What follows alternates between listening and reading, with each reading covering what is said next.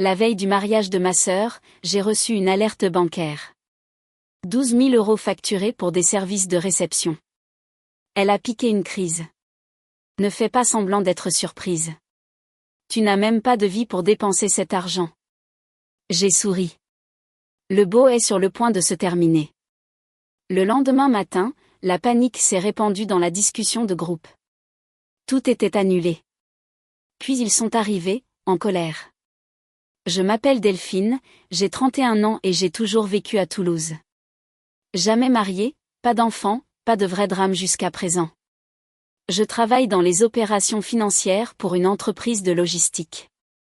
C'est le genre de travail où personne ne sait vraiment ce que tu fais, mais d'une manière ou d'une autre, le bureau s'effondre quand tu prends un jour de congé.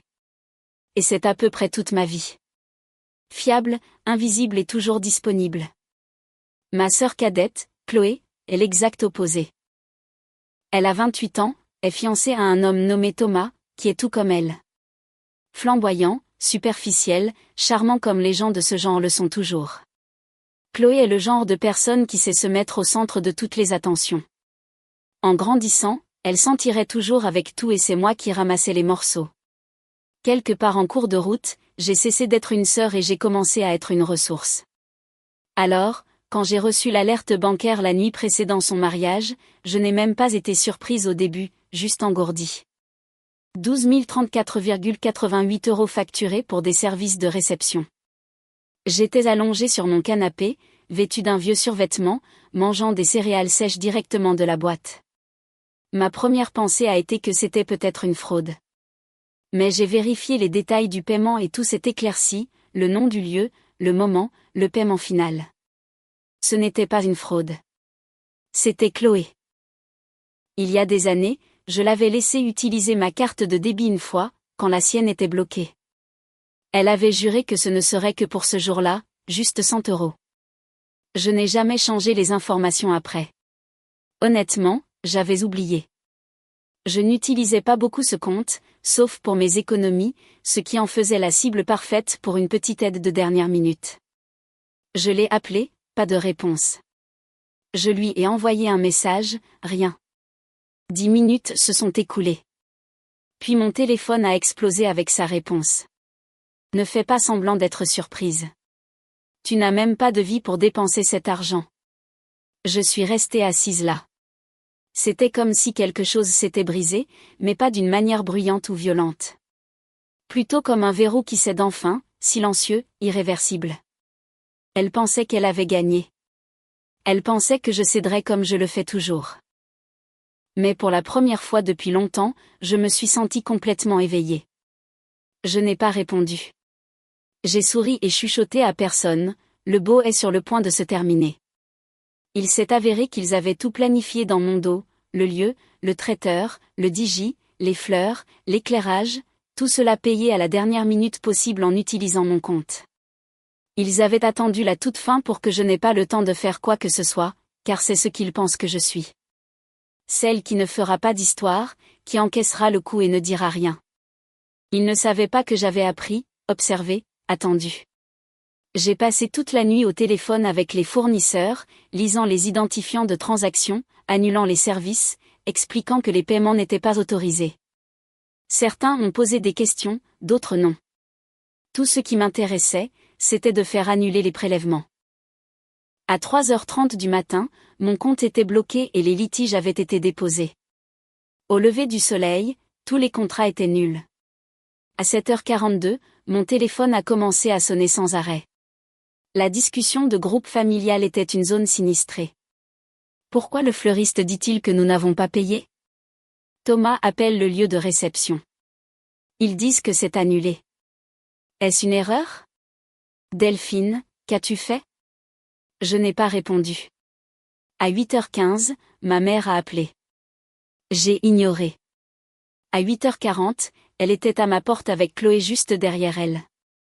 Toutes les deux rouges de colère et bruyantes. J'ai ouvert la porte et les ai laissées parler. Elles m'ont accusée d'avoir tout détruit. Ma mère a dit que j'étais jalouse. Chloé m'a dit que je le regretterais toute ma vie. Je n'ai pas dit grand-chose. Je les ai juste regardées toutes les deux, puis j'ai dit une chose avant de fermer la porte. Vous ne devriez pas utiliser les gens juste parce que vous êtes sûr qu'ils ne riposteront pas. Puis je l'ai verrouillé, me suis rassise sur le canapé et j'ai fini mes céréales. Je savais ce qui allait arriver. Les vraies conséquences n'avaient même pas encore commencé. Ils ne m'ont pas parlé après le jour du mariage, pas directement en tout cas, mais mon téléphone s'est illuminé de messages passifs-agressifs de parents que je n'avais pas vus depuis des années. Ma tante Claire de Nice m'a envoyé un message disant que la famille était censée se soutenir, pas détruire les choses. Ma cousine Camille a publié une story sur Instagram, une photo floue de Chloé et Thomas au tribunal, avec la légende, le véritable amour survit même au sabotage. Et la discussion de groupe familial était une zone de guerre. Ce n'était même pas subtil. Un message après l'autre, tous dirigés vers moi sans jamais prononcer mon nom. Certaines personnes doivent apprendre le sens du désintéressement. Cette famille signifiait quelque chose. Dieu ne bénit pas l'amertume. Ma mère ne m'a pas appelé. Elle a juste publié un statut sur Facebook disant « Certaines blessures ne viennent pas d'étrangers. Certaines viennent des personnes que l'on a élevées. » 23 mentions « J'aime », 5 commentaires. Je ne les ai pas lus. Le mariage a eu lieu le même jour, mais pas comme ils l'avaient prévu. Ils se sont traînés jusqu'à un tribunal du centre de Lyon, des fleurs en papier à la main, à peine capables de se tenir. Chloé portait une robe de secours et a posté un boomerang flou de sa bague avec la légende « Mariée à mon meilleur ami, quoi qu'il arrive ». Ils sont allés dîner dans un restaurant au bureau avec la fête de mariage, qui s'était réduite à 5 personnes à ce moment-là. Pas de musique, pas de discours, juste des nachos mous et des rires forcés. Je suis restée à la maison, j'ai fait des pâtes, j'ai éteint mon téléphone. Je pensais que ce serait la fin. Je pensais m'être acheté un peu de paix, même si c'était le genre de silence que l'on obtient seulement après le passage d'une tempête. Mais je me suis trompée. Ce n'était pas fini. Loin de là. Au cours de la semaine suivante, ils ont commencé à mettre la pression. Au début, c'était des petites choses. Ma mère envoyait de longs messages vocaux au groupe de discussion pour dire à quel point elle croyait aux gens. Mon frère Antoine m'a envoyé un message tard un soir pour dire « Ce n'est pas qu'une question d'argent. Tu l'as brisé. » Comme si Chloé n'était pas celle qui avait utilisé mon compte comme une tirelire. Et qui en avait ri. Ils ont commencé à parler de moi comme si j'étais un poids mort, une coquille vide, une vieille fille aigre qui avait gâché quelque chose de beau parce qu'elle ne supportait pas de voir quelqu'un d'autre heureux. Et j'ai encaissé. Au début, je me suis dit que ça n'avait pas d'importance. Que j'avais fait ce que j'avais à faire. Que les laisser raconter leurs petites histoires n'était que le prix à payer pour enfin me défendre. Je n'ai pas répondu. Je ne me suis pas défendue. J'ai juste essayé de passer à autre chose. Mais ce n'était pas si simple. Chaque message restait sur mon téléphone comme une pierre. Chaque pic ébréchait l'ancienne version de moi qui voulait encore être acceptée, qui voulait encore leur approbation. J'espérais que ça s'estomperait, qu'ils se lasseraient, trouveraient un nouveau problème, passeraient à autre chose. Ils l'avaient toujours fait. Mais cette fois, ils ne sont pas passés à autre chose parce qu'ils n'avaient pas fini de me punir. 2 semaines après le mariage, ma mère s'est présentée à mon appartement sans prévenir. Je n'avais pas encore changé les serrures. Elle est entrée directement comme elle le faisait toujours et a commencé à parler avant même que je puisse me lever. Elle a parlé de la façon dont j'avais humilié la famille. De la façon dont Chloé pleurait jusqu'à s'endormir. De la façon dont je m'étais toujours tenue à distance et avais agi comme si j'étais meilleure que tout le monde. Je n'ai rien dit. Je suis juste restée assise là. Puis elle a dit quelque chose à quoi je ne m'attendais pas. Elle m'a regardé droit dans les yeux et a dit, « Peut-être que si tu avais un mari ou des enfants, tu comprendrais ce que c'est de désirer quelque chose si fort. » Et c'est à ce moment-là que j'ai cessé de me taire. Je me suis levée et j'ai dit, « Tu sais quoi ? J'en ai marre. Marre d'être la famille, marre de vous laisser me traiter comme si je n'existais pas à moins d'être utile. Vous êtes tous des idiots si vous pensez que je suis toujours la même personne qui a supporté vos insultes juste pour me sentir incluse. Si quelque chose arrivait à l'un d'entre vous demain, je ne laisserai pas tout tomber et ne viendrai pas en courant. Vous m'avez montré qui vous étiez. Et je le crois enfin. » Elle n'a pas dit un mot. Elle est juste restée là à cligner des yeux, puis s'est retournée et est partie. C'était la dernière fois qu'elle venait sans y être invitée. Je suis restée là un moment après que la porte se soit refermée. La pièce était calme d'une manière que je n'avais jamais remarquée auparavant. Pas vide, juste enfin la mienne. C'était la première fois que je le disais à voix haute. Je ne reviendrai pas en arrière. Après avoir refermé la porte sur ma mère, je pensais qu'il y aurait des retombées immédiates. Une autre explosion, plus de messages, peut-être même une deuxième embuscade chez moi. Mais au lieu de cela, il y a eu le silence. Un étrange silence lourd. Pas d'appel, pas de messages, pas même les messages de groupe habituels à double tranchant. Ils ont juste arrêté. Et pour la première fois de ma vie d'adulte, je ne les ai pas poursuivis. J'ai mis en sourdine le groupe de discussion familiale. Puis je l'ai supprimé. J'ai retiré mon nom des comptes de streaming partagés, désactivé la carte de secours Uber Eats que Chloé utilisait quand elle avait épuisé la sienne, je me suis connecté à l'application des services publics et j'ai annulé le prélèvement automatique que j'avais mis en place pour la facture d'électricité de ma mère. Celui-là, je le couvrais depuis janvier sans jamais le mentionner. Plus de faveurs silencieuses. Plus de soutien invisible. Pendant quelques jours, j'ai attendu la réaction, mais elle n'est pas venue tout de suite. Pas avant que les petites choses dont il dépendait ne commencent à glisser. Puis est venu le message confus de Chloé. Pourquoi Ulu m'a-t-il déconnecté d'Antoine?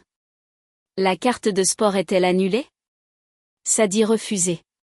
Et de ma mère, le premier vrai message depuis notre dernière conversation. Les lumières ont failli être coupées aujourd'hui. Que se passe-t-il? Je n'ai répondu à aucun d'eux. Au lieu de cela, je me suis offert un week-end à Biarritz. Dernière minute, en solo. Je n'avais jamais fait une chose pareille auparavant. J'ai loué une cabane dans les montagnes basques, acheté le forfait spa le plus cher qu'ils avaient et je n'ai rien dit à personne. J'ai laissé mon téléphone professionnel à la maison, je n'ai pas apporté mon ordinateur portable. Je me suis assise dans des sources chaudes avec des inconnus et j'ai laissé l'air de la montagne être silencieux autour de moi. La deuxième nuit là-bas, je me suis assise sur la petite terrasse devant la cabane, regardant le soleil disparaître derrière les falaises rouges, et j'ai réalisé quelque chose de simple mais lourd. Il ne me manquait pas. L'idée de la famille me manquait, la version que j'avais construite dans ma tête, le confort d'appartenir, mais les personnes réelles, la façon dont elles m'utilisaient, me rejetaient, traitaient mes limites comme des suggestions. Non, ça ne me manquait pas du tout. Je suis rentrée chez moi le lundi matin et j'ai commencé à vivre différemment. Pas d'une manière flamboyante ou performative, juste mieux pour moi-même. J'ai acheté un nouveau matelas, jeté tous les meubles qui semblaient appartenir à une version de moi que j'avais dépassée. J'ai commencé à marcher le soir au lieu de faire défiler la vie des autres. J'ai commandé des plats à emporter et je ne m'en suis pas senti mal. J'ai suivi un cours de poterie le samedi. Je suis allée à une dégustation de vin en solo. J'ai acheté des vêtements que j'aimais vraiment. J'ai même appelé ma banque et ouvert un deuxième compte. Un compte dont personne ne connaissait l'existence. Pendant ce temps, ils ont commencé à le remarquer. Chloé a envoyé un message. Sans vouloir être bizarre, où étais-tu le week-end dernier? Quelqu'un a dit t'avoir vu à Biarritz. Je l'ai laissé en vue. Ma mère a laissé un message vocal. Elle a dit qu'elle espérait que je n'avais pas déjà tout dépensé, comme si j'étais une idiote fragile sans aucune maîtrise de moi-même maintenant que j'avais cessé de verser de l'argent dans leur vie. Celui-là m'a fait rire. Mais ce qui les a vraiment touchés, ce n'est pas le silence. C'est le fait que je m'en sortais mieux sans eux. Que je ne semblais pas avoir le cœur brisé, désespéré ou perdu. Ils s'attendaient à ce que je m'effondre une fois seule. Ce qu'ils ne comprenaient pas, c'est que j'étais déjà seule depuis des années. C'était juste plus calme. Puis quelque chose a changé. Ils ont cessé d'attaquer et ont commencé à hésiter. Au début, c'était subtil. Ma mère m'a envoyé un mème. Pas de légende, juste une vidéo d'un chat tombant dans un bol de pop-corn. 2 jours plus tard, Chloé a aimé une de mes photos. Puis Antoine a répondu à l'une de mes stories Instagram. Juste un emoji, mais quand même, je pouvais sentir le changement. Ils testaient le terrain, voyaient si j'étais ouverte, voyaient si je leur manquais. Ils ne me manquaient pas. Mais je n'étais plus en colère non plus. Parce que la vérité était que j'avais trouvé quelque chose que je ne savais pas que je cherchais. La paix. Et pour une fois, je n'avais pas peur de perdre des gens juste pour la garder. C'était un mardi en fin de matinée quand la réception de mon bureau a sonné et a dit que j'avais une visiteuse, de la famille, quelque chose à propos d'une urgence. J'ai failli ne pas y aller, mais la curiosité a gagné. Quand je suis entrée dans le hall, je me suis figée. Chloé, les cheveux bouclés, des talons trop hauts pour cette chaleur, assise les jambes croisées comme si elle attendait une table dans un brunch branché. Elle a levé les yeux, a souri comme si nous étions toujours des sœurs qui échangeaient des recettes de vacances et s'envoyaient des SMS pour se dire bonne nuit. Elle s'est levée et a dit, « Nous devons parler. » Nous ne sommes pas allés dans mon bureau. Je l'ai menée dehors, au bord du parking, où se trouvait un banc tranquille sous un arbre à moitié mort. Elle s'est assise comme sur un trône. Je suis restée debout. Elle a commencé lentement, m'a dit que je lui manquais, a dit qu'elle n'aimait pas la façon dont les choses s'étaient terminées. A dit que Thomas pensait même que c'était allé trop loin et qu'il lui parlait à peine quand je venais maintenant, ce qui était une surprise en soi. Elle a mentionné à quel point c'était gênant depuis le mariage, comment les gens lui demandaient encore ce qui s'était passé, comment l'énergie au tribunal semblait maudite, et comment elle souhaitait pouvoir rembobiner. Puis elle a sorti un papier de son sac à main, plié, surligné. C'était une lettre légale du lieu du mariage. Apparemment, après avoir tout perdu la nuit précédant le mariage, Chloé avait fait en sorte que sa meilleure amie publie une longue et dramatique critique Google qualifiant le lieu d'escroquerie, disant que le personnel lui avait crié dessus, avait ruiné sa robe et retenait la caution en otage. Le lieu la poursuivait maintenant pour diffamation et dommages et intérêts. Elle m'a tendu le papier et a dit qu'elle avait besoin que je témoigne. Pour dire que l'annulation était un malentendu, que je n'avais jamais voulu que cela arrive. J'ai cligné des yeux. Elle semblait nerveuse pour la première fois. Puis elle l'a dit. Tu n'as même pas besoin de mentir. Juste à arranger les choses. Ils ne te poseront pas de questions. Comme si je lui devais ça. Je lui ai rendu le papier et je lui ai dit, non. Elle a dit, Delphine, s'il te plaît. Tu vaux mieux que ça. J'ai dit, oui, je vaux mieux que ça. C'est pourquoi je ne le fais pas. Puis je me suis retournée et je suis partie. J'ai à peine eu le temps de retourner à mon bureau que mon téléphone s'est illuminé avec un appel de ma mère. Je l'ai ignoré. Puis Antoine, puis Chloé à nouveau. Message vocal après message vocal. Le volume de la panique montait et je pouvais le sentir à travers l'écran, mais je n'ai pas répondu. Cette nuit-là, à 23h23, j'ai reçu quelque chose à quoi je ne m'attendais pas. Un message de Thomas. Nous ne nous étions jamais envoyé de message auparavant. Je ne savais même pas qu'il avait mon numéro. Delphine, je ne sais pas ce qu'elles t'ont fait, mais tu les as terrifiés. Et honnêtement, respect.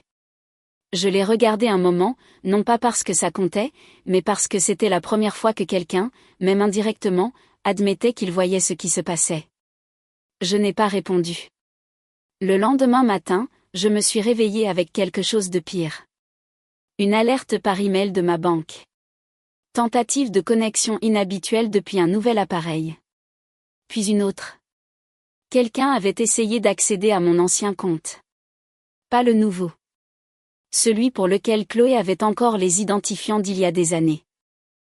Celui que je pensais avoir verrouillé. J'ai agi vite, appelé la banque, confirmé qu'aucun transfert n'avait eu lieu, tout réinitialisé, ajouté de nouvelles vérifications.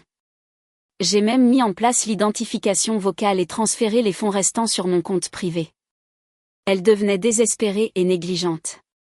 Le même après-midi, je suis allée à mon garde-meuble, le petit dont je n'avais jamais parlé à personne.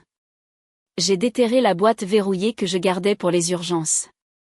À l'intérieur se trouvaient tous les anciens documents papier, les factures que j'avais payées pour elle, des notes, des captures d'écran que j'avais imprimées. Je ne savais pas pourquoi je les avais gardées à l'époque. Peut-être qu'une partie de moi a toujours su. Je n'en avais pas seulement fini d'être leur filet de sécurité. J'en avais fini de faire semblant que cela n'était pas arrivé. Elles pensaient que me couper leur donnerait une leçon, mais cela m'en a donné une à moi. Que mon silence était leur arme préférée. Et maintenant que je ne l'utilisais plus, elle n'avait plus rien à me reprocher. 2 jours plus tard, ma mère m'a envoyé un message qui disait juste que nous devrions tous nous asseoir en famille. Chloé a ajouté, « Nous avons tous fait des erreurs, mais nous sommes toujours du même sang. » Je n'ai répondu à aucune des deux. J'ai juste réservé un autre week-end seul. Pas d'annonce, pas de photos, juste moi quelque part au calme avec mon téléphone en mode avion et un journal dans mon sac. Elles étaient en train de paniquer et j'étais enfin sereine. Perpignan ressemblait à un autre pays. Ce n'était pas chic ni guérisseur dans le genre cristaux de guérison, mais c'était calme. C'est tout ce que je voulais. Le calme. Un motel en bordure de ville, un petit restaurant où personne ne regardait 2 fois une femme mangeant seule, et une librairie locale où je pouvais disparaître pendant des heures. J'ai acheté un journal dans une petite boutique d'antiquités près de la place. Des pages épaisses, une couverture en cuir usé, une odeur de grenier. Je ne savais même pas pourquoi au début. Je n'avais rien écrit de personnel depuis des années. Mais une fois assise cette première nuit, je n'ai pas pu m'arrêter. J'ai rempli des pages. Ce n'était pas pour une thérapie. Ce n'était pas de l'art. C'était un inventaire. J'ai écrit tout ce que j'avais fait pour elle au cours des 10 dernières années. Loyer payé, livraison de courses, virement d'urgence, couverture de factures, trajet en voiture à 2 heures du matin, vacances qu'elles avaient prises sans moi, mais que j'avais involontairement aidé à payer. Je me suis même souvenu de cette fois où Chloé avait utilisé ma carte de crédit pour un séjour dans un hôtel boutique parce que ses projets d'anniversaire étaient tombés à l'eau et ne m'avaient jamais remboursé. Je n'ai pas pleuré. Je n'ai pas fait de rage. J'ai juste écrit page après page. À la fin du week-end, le carnet était presque à moitié plein. Et j'avais la preuve. Pas pour elle. Pour moi, je n'étais pas folle. Je n'étais pas froide. J'étais utilisée. Quand je suis revenue le dimanche soir, j'ai allumé mon téléphone. 38 messages, 11 appels manqués, 3 messages vocaux. Je m'attendais à la même chose. Des plaintes, de la culpabilisation, des reproches. Mais cette fois, quelque chose était différent. D'abord, le post Facebook de Chloé, un selfie avec la légende, quand tu réalises enfin que tu as sous-estimé les mauvaises personnes. J'apprends encore, j'espère qu'il n'est pas trop tard. Je n'ai pas réagi. Je n'ai pas commenté, mais je l'ai vu et beaucoup d'autres personnes aussi. Ses followers ont inondé les commentaires de messages de soutien. L'un d'eux m'a même tagué en @Delphine Durand. Tu es une vraie personne. Je l'ai ignoré. Plus tard cette nuit-là, j'ai reçu un message d'Antoine. Je pense que nous te devons de vraies excuses. Je ne dis pas que je comprends tout, mais je comprends pourquoi tu as craqué. Maman est plus calme ces derniers temps. Chloé est différente. Je voulais juste que tu saches que nous ne faisons plus semblant. Si jamais tu veux parler, je répondrai. Et puis quelque chose à quoi je ne m'attendais jamais. Un message de Thomas. Je n'avais pas eu de nouvelles de lui depuis le désastre du mariage, et nous nous étions à peine parlé, même quand ils étaient fiancés. Delphine, ils ont peur de toi. Comme vraiment peur de ce que tu vas faire ensuite. Et honnêtement, c'est impressionnant. Je suis restée avec ça un moment parce que ça m'a frappée. Ils ne me craignaient pas parce que j'avais fait quelque chose de terrible. Ils me craignaient parce que j'avais enfin fait quelque chose. Pour une fois, je n'étais pas le tampon. J'étais la limite. Le lendemain, je me suis réveillée avec un email de ma banque. Quelqu'un avait essayé d'accéder à mon ancien compte à nouveau, celui que j'avais verrouillé après tout. J'ai appelé, confirmé que rien n'avait été pris, ajouté plus de sécurité, mais cette tentative m'a dit tout ce que je devais savoir. Il cherchait toujours des moyens de me ramener. Seulement maintenant, la porte était fermée, verrouillée. Le même jour, je me suis retrouvée à conduire vers un petit garde-meuble que je louais depuis des années. Je ne me souvenais même plus de ce que j'y gardais. Il s'est avéré que c'était principalement de vieux documents, des formulaires fiscaux, des reçus, des boîtes de dossiers de mes débuts de vingtaine. Mais glissé à l'intérieur d'un des dossiers se trouvait quelque chose que j'avais oublié à voir. Une enveloppe Kraft 10.au.u, manuscrit de Chloé. De petites notes qu'elle avait laissées dans l'appartement il y a des années quand nous étions encore colocataires, et qu'elle empruntait constamment de l'argent. Je te rembourserai vendredi. Je t'aime. Couvre-moi cette fois. Je te ferai un virement plus tard. Promis, je me rattraperai. Elle ne l'a jamais fait. J'ai tenu cette enveloppe un moment. J'ai pensé à lui envoyer une photo. Puis je ne l'ai pas fait parce qu'il ne s'agissait plus de recouvrer une dette. Il s'agissait de lâcher la version de moi qui avait besoin que les gens admettent qu'ils avaient tort avant de pouvoir passer à autre chose. Plus tard cette semaine, autre chose est arrivée. Un message de groupe surprise, pas le même ancien groupe de discussion familiale. Un nouveau. Il s'appelait Famille. Juste ça. Pas d'émoji, pas de blague privée, juste 3. Chloé a été le premier message. Tu veux faire un voyage? Juste nous. Pas de drame, pas d'attente. Tu choisis l'endroit. Nous couvrons tout. Nous voulons juste passer du temps ensemble. Du vrai temps. Je l'ai regardé longtemps. Puis Antoine a répondu, nous sommes sérieux. Pas de culpabilité. Pas de demande. Juste être là. Puis après une pause, ma mère, tu mérites mieux de nous tous. Laisse-nous essayer. Ça aurait dû sembler manipulateur. Une partie de moi s'y était préparée. Mais ce ne fut pas le cas. Cela semblait prudent, comme s'il marchait enfin sur des œufs, pas moi. Je n'ai pas répondu tout de suite. J'ai passé la soirée à nettoyer mon appartement, à faire de la soupe maison et à m'asseoir par terre avec mon journal. J'ai allumé une bougie, mis de la musique, j'ai juste existé.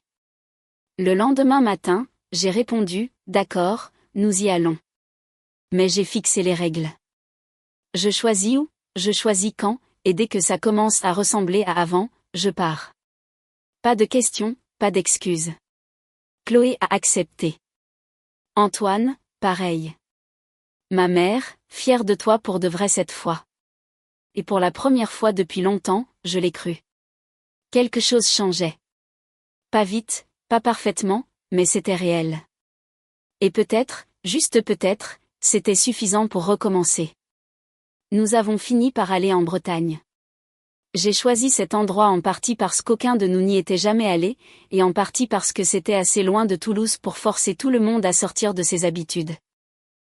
Pas de visite rapide, pas d'excuses pour partir tôt, pas de plan de secours, juste nous 4, moi, Chloé, Antoine et notre mère, dans une cabane louée près de Carnac, entourée de pins et de rien d'autre. L'air y était différent. Plus froid, plus calme, comme s'il appartenait à quelqu'un d'autre et que nous l'empruntions. Quand nous sommes arrivés, personne ne savait vraiment quoi dire. Les premières heures ont été raides, comme des gens qui ne s'étaient pas vus depuis des années. Et d'une certaine manière, nous ne l'avions pas été. Pas en tant qu'égaux. Pas comme ça. Chloé continuait de me regarder comme si elle ne me reconnaissait pas. Ma mère continuait de faire cette chose où elle ouvrait la bouche comme si elle allait parler, puis la refermait. Antoine restait surtout en retrait, évitant le contact visuel, aidant avec les sacs, coupant les légumes pour le dîner, comme une excuse silencieuse. La première nuit, nous nous sommes assis autour de la cheminée en silence jusqu'à ce que Chloé le dise enfin. Nous avons été horribles avec toi, nous tous. Je n'ai pas répondu. Elle a continué. Elle a dit qu'elle ne savait pas ce qu'elle faisait à l'époque, qu'elle pensait que je serais toujours là, qu'elle ne réalisait même pas à quel point elle s'appuyait sur moi jusqu'à ce que je ne sois plus là pour s'appuyer. Elle a dit que le mariage n'était pas seulement une question de mariage. C'était une question de contrôle, de ne pas vouloir que j'aie mon mot à dire sur quoi que ce soit parce qu'elles avaient peur de tout ce que j'avais déjà donné. Elle a pleuré. Puis ma mère a parlé. Elle a dit qu'elle avait passé tellement de temps à essayer de maintenir tout le monde à flot qu'elle n'avait pas remarqué qu'elle m'utilisait comme bouée de sauvetage. Elle a dit qu'elle supposait que j'allais bien parce que j'agissais comme si j'allais bien. Mais bien ne signifie pas respecter. Bien ne signifie pas apprécier. Antoine a admis qu'il ne voulait pas le voir. Que s'il l'avait fait, il aurait dû admettre qu'il en faisait partie aussi. Personne ne m'a demandé de leur pardonner. C'était la partie surprenante. Ils sont juste restés assis là, laissant la vérité planer dans la pièce comme de la fumée. Ne me demandant pas de la nettoyer, ne me demandant pas de la réparer. Et c'est peut-être ce qui m'a fait commencer à croire qu'ils étaient vraiment sérieux cette fois. Le reste du voyage n'a pas été parfait. Il y a eu des moments gênants, de longs silences, mais il n'y avait pas de tension, pas de marche sur des œufs. Ils ont écouté quand je parlais. Ils ont posé des questions. Ils ont aidé. Ma mère a cuisiné un soir et m'a laissé dormir le lendemain matin sans culpabilité. Antoine et moi avons fait une randonnée sur un sentier et n'avons pas parlé du passé, nous avons juste montré des oiseaux et des nuages et comment les arbres ici sentaient mieux. Chloé a proposé de couvrir l'essence pour le retour. Pas une grande chose, mais quelque chose. La dernière nuit, nous avons joué aux cartes à la grande table en bois dans la cabane. Chloé a ri jusqu'à s'étouffer. Ma mère a bu du vin. Antoine a brûlé le pain à l'ail et s'est fait tailler en pièces pour ça. Et pendant quelques heures, on a eu l'impression que nous n'étions plus brisés, juste des gens qui apprenaient à recommencer. Avant de partir le lendemain matin, Chloé m'a demandé si nous serions à nouveau proches. Je lui ai dit que je ne savais pas que ce n'était plus une question de proximité. C'était une question de cohérence, de respect. Elle a hoché la tête et a dit, c'est juste. En rentrant chez moi, j'ai senti quelque chose de différent dans ma poitrine. Pas guérie, mais plus légère. Et j'ai réalisé quelque chose. Il n'était pas ma responsabilité. Ni leurs humeurs, ni leurs erreurs, ni leurs besoins. J'avais le droit de vivre ma propre vie. Et je le faisais enfin. Après être rentré chez moi, je n'ai pas repris les vieilles habitudes. Je n'ai pas répondu à chaque message tout de suite. Je n'ai pas décroché tous les appels. Je n'ai pas payé de factures qui n'étaient pas les miennes. J'ai dit, j'ai acheté un billet pour Barcelone. Juste moi. 10 jours. Pas de plan. J'ai posté une photo de l'aéroport sans légende. Chloé l'a aimé. Ma mère a commenté avec un cœur. Antoine a envoyé un pouce levé. Pas de questions, pas de culpabilité, juste de l'espace. Et pour la première fois, je ne me contentais pas de survivre à leurs dépens. Je vivais sans qu'ils soient au centre, et c'était suffisant.